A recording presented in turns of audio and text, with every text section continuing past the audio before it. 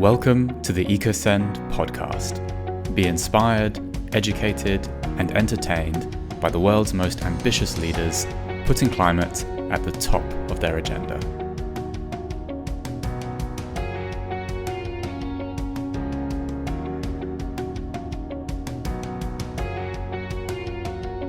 Hi there, welcome to another episode of the EcoSend podcast. I'm your host, James, and I am thrilled to be joined by Helen Neal this week. Helen has founded her own sustainability communications company. So today we're going to be talking about communications quite a bit. I'm very excited about this. HN Communications is the company, and the whole goal is to bring businesses and organizations together through the genuine belief that they can enact positive change in the world by enhancing their activities and communications around sustainability. So Helen, I'm very excited to be speaking with you today. I know you've got an extensive experience and have seen a lot of incredible brands over the time you've been working in this world, and I'm looking forward to digging into all of this. So good to see you. How are you doing today? It's really good to see you, James. And honestly, it's really great to be part of the podcast. So thanks so much for having me. And I'm good, even though it's a bit Awesome. of a dull grey May at the moment whilst we're recording this. I am well, thank you. That's awesome. Well, no, the show is nothing without people like yourself joining. So I'm very pleased to have you on. And I don't know what's happening with the weather. It's a very miserable May, isn't it? So miserable. And I need a bit of sunshine. But anyway, we'll bring some sunshine to this podcast. Let's do it. Let's do it. Amazing. So Helen, maybe do you want to tell us a little bit more about HN Communications, and I guess the natural progression from there would be what's your journey been to running HN Communications? Would love to hear about it. Sure. So HN Communications, I think like you beautifully said at the start, so we are a sustainability communications agency or consultancy. I still struggle to know whether we're agency or consultancy. I'm not really sure what the difference is, but we basically help businesses and NGOs communicate on sustainability. So I guess our niche really is around working with large global corporates and also working with global NGOs. And we help both sides, I guess, really communicate on their sustainability in a range of different ways. We do everything from writing, storytelling, video and film, to creating kind of what we call moments, big events where we can bring communities and those different worlds together to communicate on sustainability. And I think we're on a bit of a personal mission, myself and the team, to really encourage business to see sustainability as a mechanism for growth, a mechanism to enable them as a business to be a force for good in the world. And I think we believe really strongly that it will be business, not government, not myself. You know, it has to be big business that really take the lead and take the charge on kind of making a difference when it comes to sustainability. So we really encourage that with the brands that we work with.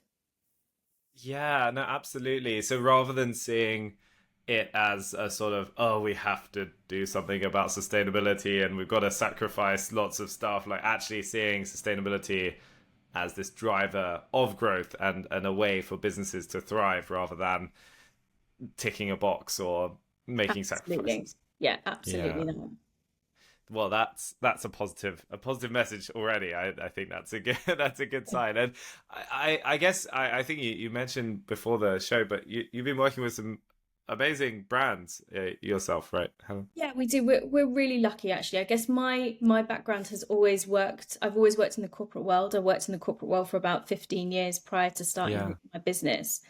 And so I guess that happened to just be the world and the industries that I knew. So it felt like an easy. I say easy. I think there's a misconception as a small business owner, and we're a team of 12, so we are effectively a small business. We like to say that we are a small global business, and I think these small global businesses are really growing, and are actually able to step into the space where usually, or in the past, it has only been the domain of large, big global agencies. And so we have a really fortunate opportunity, I think, now, but just because of the way that the world is and the fact that we have all this technology, the businesses like mine and probably a lot of those of your listeners can actually also sit at the table with some of these big brands, and it's where we feel most comfortable, and it's also where we feel we can see and enable the most kind of positive change at impact and at scale, really. So we work with lots of businesses across the food and beverage industry, from automotive in the past, but we also work with NGOs a lot, and I think this is the other side of our business that we're really proud of. So we work a lot with NGOs to work on campaigns that really focus and target in on the corporate world as well. And I think we like to sort of see ourselves as sitting between the NGO world and the business world, and being able to kind of bring both sides together, because I really think, James, that going forward, to really make meaningful change, I think these two sectors of our society need to work much more hand in hand. And I think as sustainability becomes an ever more growing piece of a business's bottom line, NGOs are going to have, and will continue to have, I think, a really important role in holding them to account, but also helping them to keep going, and providing that rigor and that external advisory and support as well. So I think the world of the NGO is potentially changing, in that relationship between the two. So that's a bit I'm particularly interested in, and a place where we really like to sit and feel really comfortable in. That's really interesting, actually. I totally agree, and I think from our side and a lot of the conversations we've had, like, sort of feels like, I don't know, at least before we were on our journey with EcoSend, I used to just kind of stupidly think, like, businesses, we do the profit bit, and then charities and NGOs sort of do the good stuff, and like neither the two shall meet. And like and actually it's incredible how much good can come from collaboration and conversation there, and what a business can bring to a charity or an NGO, and vice versa. It's incredible. And you know, you look at, for a lot of business now, it's like, how do you people working at a business want to be doing something more than making profit. Like, they want to have, a lot of people want to have impact beyond how much money their company makes, and the opportunities there seem to be only growing and increasing, which is a positive sign, I think, for humankind. I really agree with that. I really agree with that. And I think certainly, like, you know, for the team, my team, that's super important. That why are we getting up every day? You know, I think we are a business. I'm a big promoter of capitalism, but capitalism in the right way. And I think, you know, we perhaps in our generations kind of growing up, we've seen it done in a really shocking way at you know, at certain points. And I think that has damaged the original concept. And I think it's in danger of us kind of possibly losing the debate on it almost. And I think we need to realign business so that you know, profit is there, and it's something that is required and needed for a business to grow. But we also need to put people, and we need to put planet within that mechanism of a business strategy, so that it's a holistic approach. It's not just one-sided or leaning to one particular way. And I think we're seeing more businesses go in that direction. And I think people power, consumer power, is demanding much more of that from our businesses as well. So these are real positives. And I think it's easy to open up on, you know, our phones, look at the news every day and feel so depressed. And like, sometimes people will say, when I tell them what I do, they're like, oh God, don't you just get so depressed though? Isn't it just like really frustrating? Like, you know, and I'm like, no, not at all. Because I think there is so much hope and positivity to be had in this space. And there is stuff happening, but it is going to be business that is going to be this driving force behind it. It's not going to be our governments, I think. Sure. Yeah. I also think, you can kind of sit back and watch the news or listen to the news or read it and be unhappy, or you can kind of go out there and make better news and make the good news. Exactly. And be part of the change. It's we need more people like you, Helen, doing this. So that's very, very inspiring to hear. I'm curious then, you're now running this. You mentioned a background in corporate and corporate life, which is very different to mine. So I think there's probably a lot more we could unpack there. But talk me through a bit more about the journey. Like, I take it you didn't just wake up and think I'm gonna run my own business now Definitely and not. change everything for the Yeah. better. So where did this sort of desire start, and what led up to you ultimately running the business? So I think I actually we were talking earlier. I had a background in politics. So Yeah. originally, when I left university, I went and I worked in the House of Commons. And I would definitely say to anyone that was or is still even interested in politics these days that that is the place to go, really, to kind of understand how decisions and the world of government actually runs. Because I think we see it as an Hmm. outsider, and actually perhaps the reality inside is something slightly different. Right. I probably have more respect to a certain degree having seen it on the inside, but also it's Yeah. probably quite a deep level of frustration sometimes as well. But so I worked in politics, and I've always been interested in this, in the way we communicate, not to sell, because that was never my thing, but it was more about how do we communicate to uh, shift someone's mindset or change someone's actions for the better. I think I've Hmm. always been fascinated in how people do that, or what is it that needs to be done in order to move us from one point to a different point in the world. And so I think politics was a good place in which to start and for me to understand that.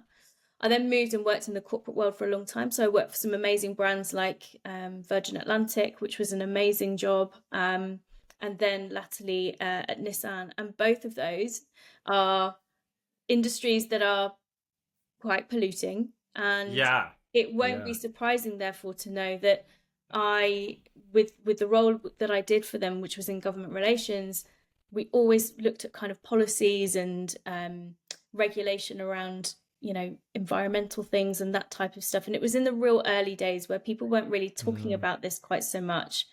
The introduction of the electric car, so I did that with Oh, Nissan. amazing. And so Yeah. I'd always just kind of got pulled into this sustainability space, but it was not something that I imagined I would set up as a business. And I think some people, I don't know why people set up businesses, because I think a lot of us that run them, we're kind of, I don't know, we kind of set ourselves up for like pain at most points, because it's not an easy journey, right? It's you probably don't go into it lightly, but I left my corporate job, in all honesty, because it became very difficult for me to bring up two young sons and work in that environment. I also felt that my career got kind of put on the shelf a little bit once I returned after having my two sons. And I think, sadly, the more I've spoken about this, the more I hear from men and women about Mm. that part of their life where they choose to have a family, and how that then negatively still impacts them when they go back to work. So we see all this beautiful Sure. kind of messaging Mm. around, stuff changing when it comes to kind of, families and the workplace and stuff, but I still think the challenge is there. So that Yeah. became too Yeah. difficult. I couldn't square the circle. That's a long story for probably another time, but in Yeah. short, I left, and I've never quit a job in my life and not had something to go to. Um, Right. but Yeah. this one, I just couldn't stay. It was just, Yeah. I couldn't keep it up. So I left, didn't know what I wanted to do, but luckily some of the people from my corporate world got wind that I was leaving and Mm. asked if I would go in and consult for them.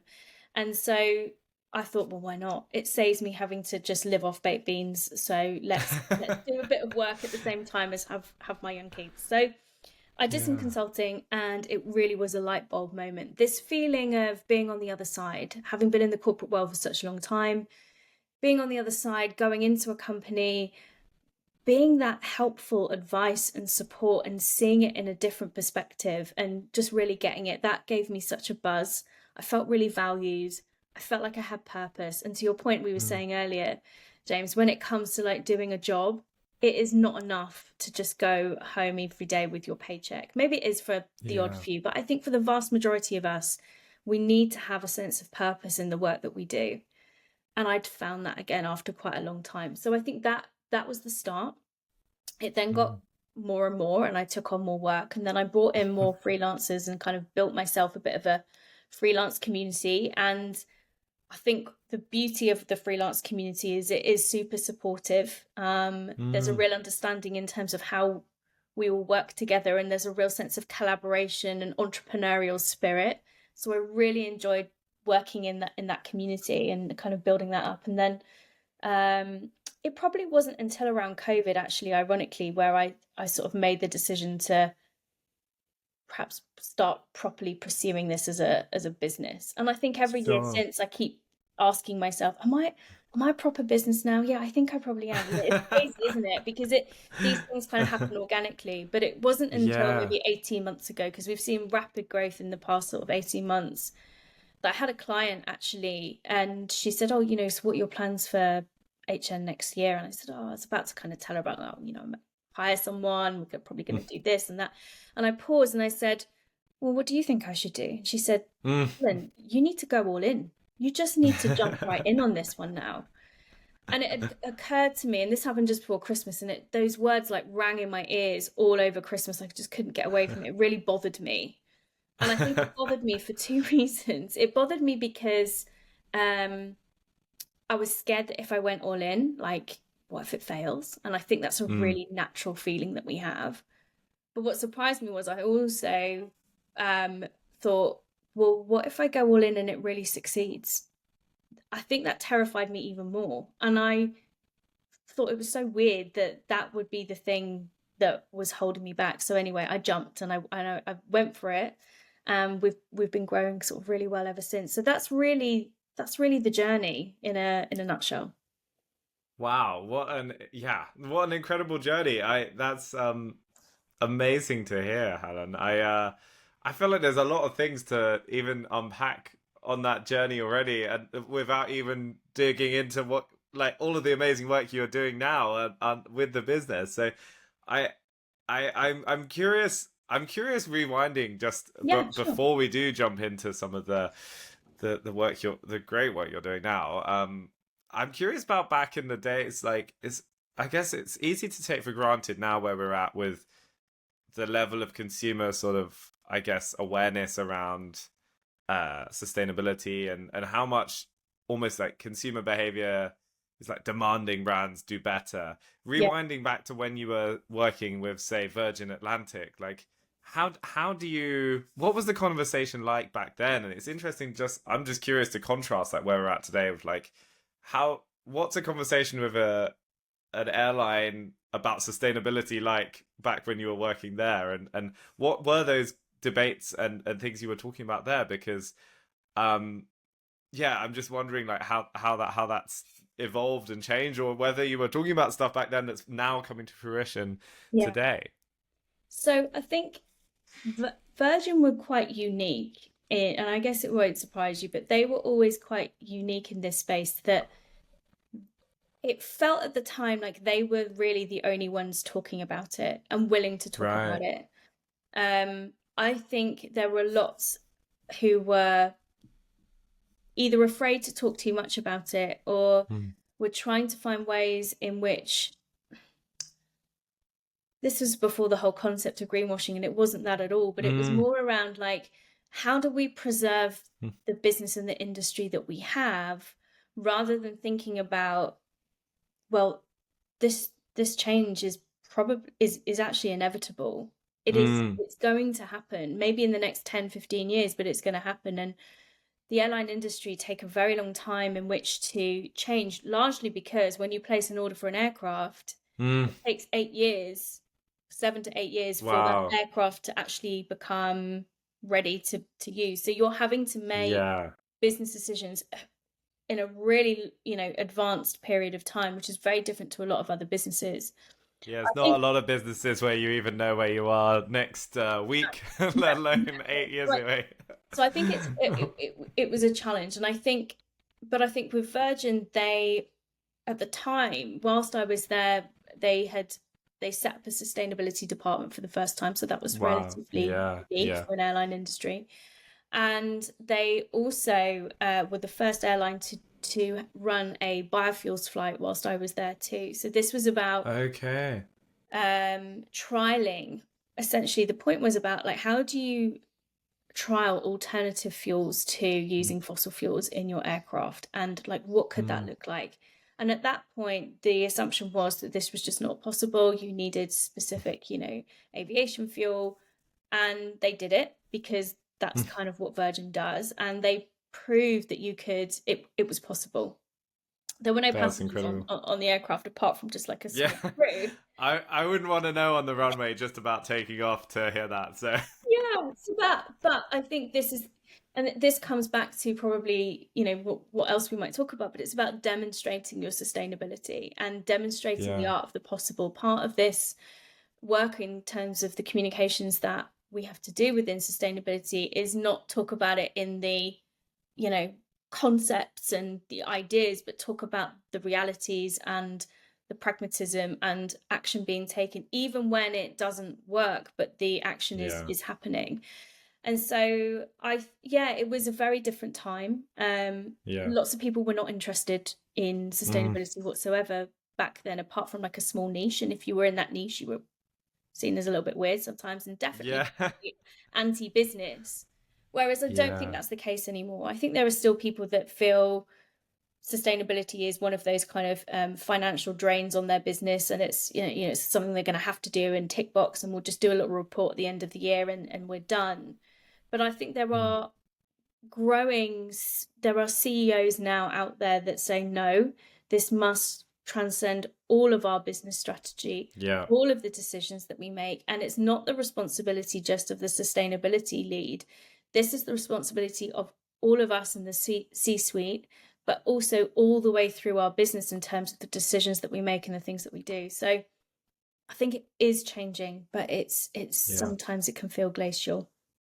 Yeah, absolutely. I feel like there's, oh my goodness, Helen, there's so much more I want to talk about on some of the stories from back in those days. But I guess I would just say, like, I can only imagine the amount of courage it must take for people within a business like that. It still, I think, takes some courage for people to be speaking up about sustainability and trying to drive that forward. As you say, like, there are still a lot of people out there that really see this as an inconvenience, that see this as a detractor, a distraction. So to be speaking up about that in the airline industry, however many years ago, like, that's incredible. So hats off on that front. I know, I mean, I feel like we're flying through our half hour, Helen. I want to make sure I also touch on some of the topics of which you're working on at HN. So you're helping businesses with their communication strategies. How do you have any good sort of tips and advice on how businesses can get started on this if they're maybe not too sure where to begin? I'm sure you're probably a good person to talk to about how to get this right. And I think it depends on the type of business. Well, the type of business you are in terms of perhaps your size, because there is a level of like how much capacity can you have, within your business to kind of focus on this. And I think we have to be realistic. It's, I'm all for pragmatism and action over perfection, right? So I think it's always about starting from a point where, where are you at today? What is your business strategy? And understanding, where those biggest impacts are that you have as a business, but in terms of your impact on the planet, but also your impact on your people, whether that's the people that work for you, your customers or your suppliers, and also looking around, that kind of profitability element. You need to have all of that in place. And I think looking at the strategy, the business strategy, is always the first place that we would start. Obviously, like, the CEO and C-suite need to be bought into this. I mean, I'm always, and it may sound harsh, but I'm not interested in working for businesses that need to be convinced by me that this is something that they should do. Right. If that's the case, we're not the right people for them. So, it's always got to be a CEO and a leadership team that are like, we're up for this. We want to do it, and we want to make a change. I then think it's about setting yourself some realistic goals and having a roadmap to how you want to get there. There will be Yeah. elements like legislation and regulatory requirements that you need to bake in, but there will also be some aspirations from you as a business that you want to take the lead on. And I think it's also okay to not try and do everything all at once. Mm. It's about, as I say, this practical focusing on the things that you can do and start working on those. And bring your teams in, bring your employees in, because I often find that when you engage with them and you ask them questions, they come up with some of the most incredible solutions and ideas, because they're often the ones that are on the factory floor or Yeah. working in HR, where this is where a lot of the solutions come from. So I think it's about being open to allow that flow of recommendations and ideas to kind of come up as well. And then I think once you've got that strategy in place, it's then about saying, right, how do we now talk about this as a business? And I think it's also about looking for that wider support. We talked about community earlier, from I was saying about freelance community. I think it's also about business recognizing that the old way of doing things, about just operating within your industry and within your sphere, was enough. But I think when it comes to sustainability, it's recognizing that actually, if you're passionate about taking a lead in this space, the chances are that if you're a Carlsberg, you might also want to work alongside a Unilever and a Microsoft, because all of you might be looking for a specific solution to a sustainability issue that actually all three of you from very different sectors can collaborate and work together. And I really think we're going to see much more of that inter-industry collaboration around sustainability solutions as we move through this journey to net zero, right? And I think looking at those opportunities, I see businesses really succeed in that space where there is this openness to collaborate well outside of your industry. But I think if you're a small business, so like us, for example, we're a B Corp. I think there are still lots of mechanisms out there where you don't have to just say, well, we're too small, we can't really do sustainability. There's lots that you can do to kind of challenge yourself in that regard. There's lots of solutions, like we use Ecology, for example, which is a great tool and system to kind of really track your carbon emissions, but also, putting policies and actions in place that show that you are quantifying and you are tracking and you are doing things about it, even on a small scale, I think is important. And then finally, I just say, for all businesses, things like CSRD, which is a European, and it will come into the UK regulation, which is going to require all businesses to start reporting on sustainability, which is a really good thing.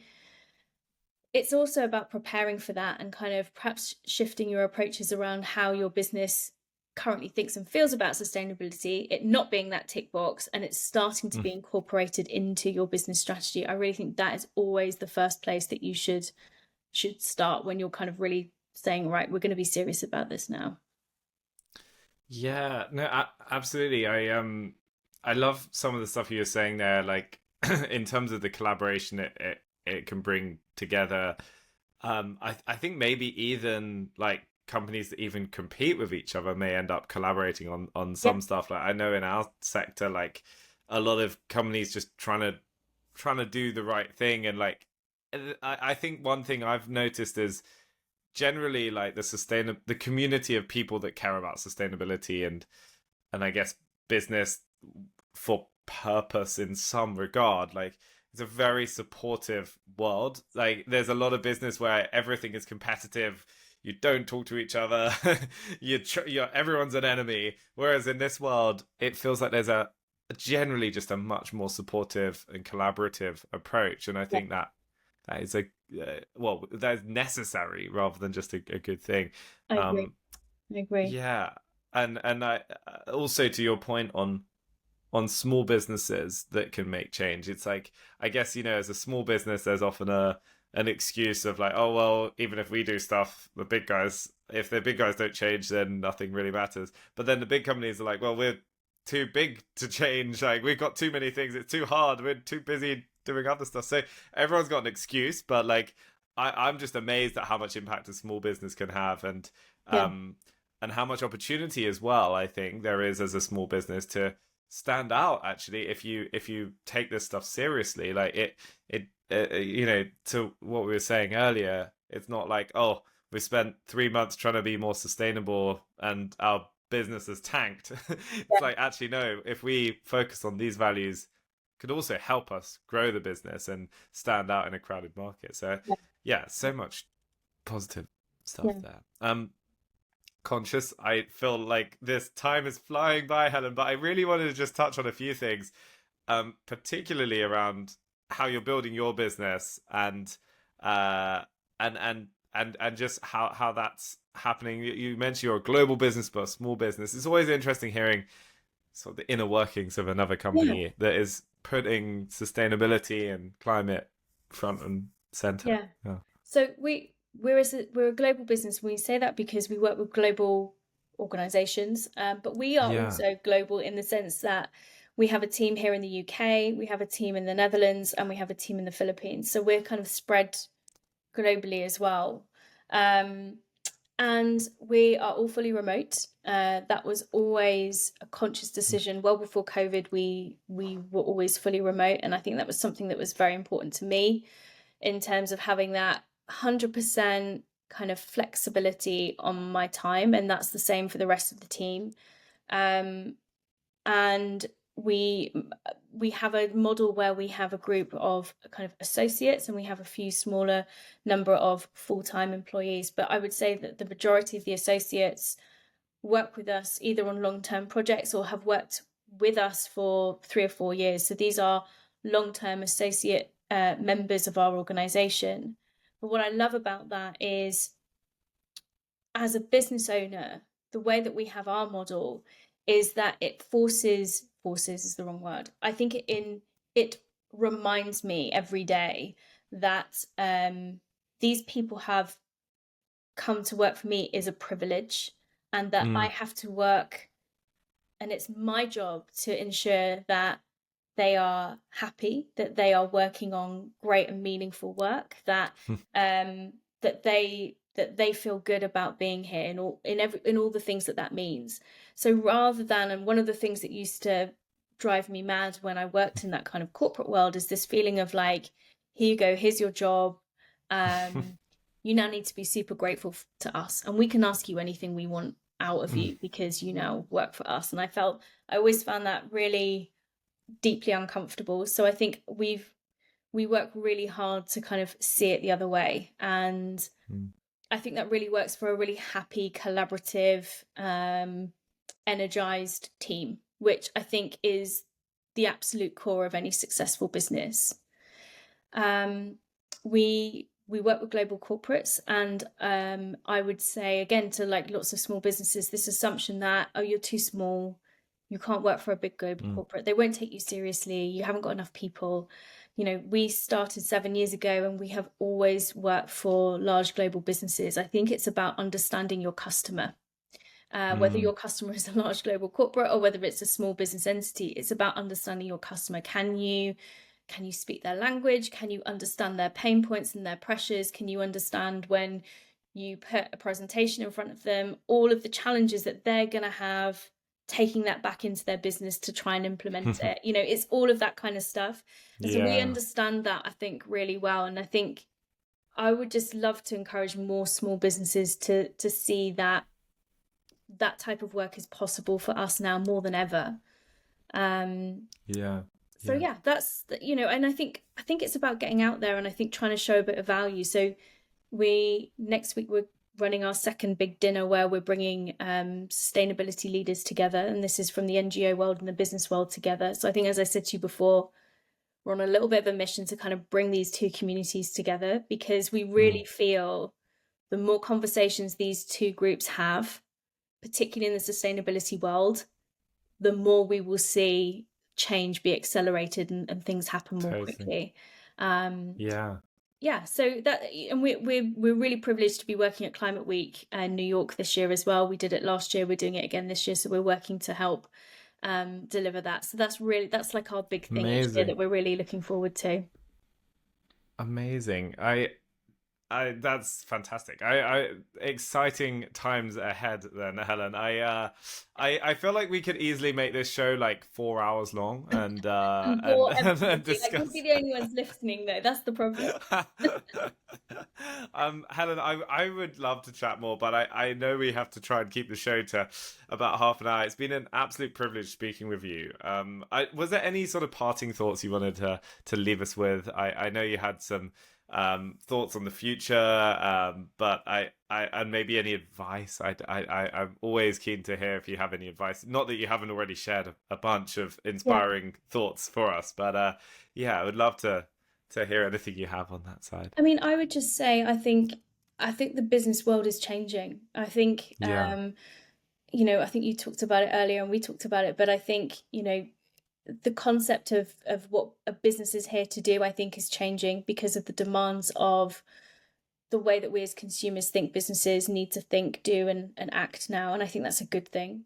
I think you yeah, can either get on board with that change and you have the opportunities for abundant growth and development as an organization, or you can choose to stay in your world as things stand, a bit like some of those airlines back in the day that I mentioned, but you will get left behind. And I think time will tell, but I firmly believe that the culture of what a business is now and the need for greater collaboration well outside of your comfort zone in your industry, or maybe even those, you know, enemies and competitors, will no longer be about so much about competition, but it's about wider collaboration.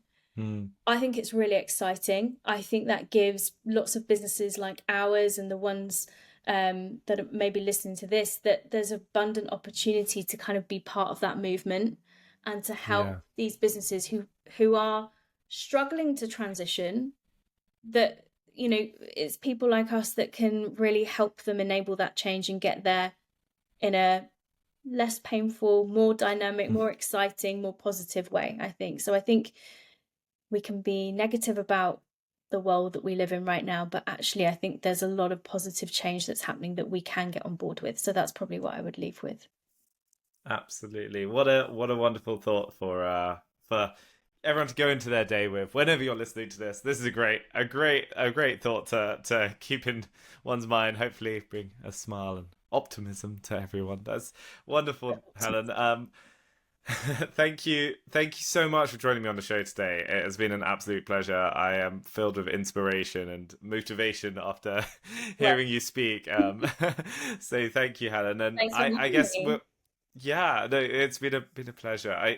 If anyone wants to connect with Helen, we'll link your LinkedIn in the show notes, and also the your business itself, hncoms.co.uk That's is it. the site. We'll link that as well. And yeah, I guess I just want to say thank you for joining us, and thank you for sharing so much wisdom, and thank you for doing great work. And the world needs more Helens like you. So thank you, Helen. Thank you so much. And Thank you for having me. awesome, and thank you for listening to the show as well. We love bringing you stories like this. So if you've enjoyed today, please do tell others about it, and let us know. So thanks for joining us, and see you next time.